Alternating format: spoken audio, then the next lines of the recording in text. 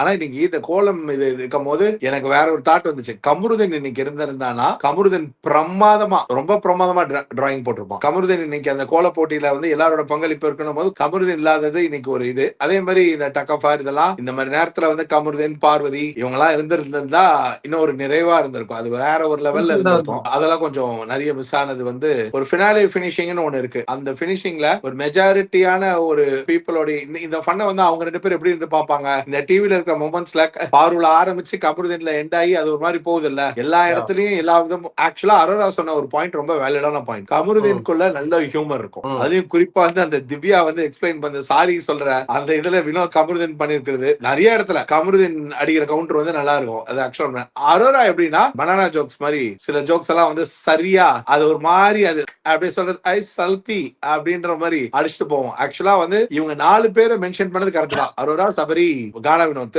At times கமருதீனும் வந்து has done. But சில பேருக்கு வந்து செலக்டிவ் பீப்புள் கூட மட்டும்தான் அந்த லெவல் ஆஃப் ஸ்பேஸ் வந்து ஹியூமரையும் கம்ஃபர்ட்டையும் கொடுக்கும். சில பேரால அரங்கத்தையே அதிர வைக்கிற அளவுக்கு என்டர்டைன் பண்ண முடியும். சோ கானா வினோத் அந்த விஷயத்துல வந்து ஹி பிளேட் அ வைட்டல். எல்லாருக்கும் பிடிச்சது அப்சல்யூட் இது. பாரு அமித் வந்து கரெக்டா சொல்லுவான் பாரு. என்னதான் ஃப்ரெண்டு கானா வினோத் இதெல்லாம் சொல்லியிருந்தாலும் சபரி வந்து அது ஏன்னா சபரி வந்து நிறைய இடத்துல பிரசன்ஸ் ஆஃப் மைண்ட்ல சூப்பரா காமெடி. ஆனா என்ன பிரச்சனை தெரியுமா, இன்னைக்கு நடந்த இந்த ஹியூமர் அப்படின்ற ஒரு பிளாட்ல எக்ஸ்ட்ரீம்லி பெரிய அவமானம் என்னன்னா விக்கல்ஸ் விக்ரம்னு ஒரு டாக் ஷோ ஸ்டாண்ட் அப் காமெடியன்னு உலகம் பூரா வேர்ல்ட் டூர் போயிட்டு இருக்கிறவன இந்த ஷோல காமெடியனே இல்லைன்னு பதிவு பண்ண வச்சிட்டீங்களேடா.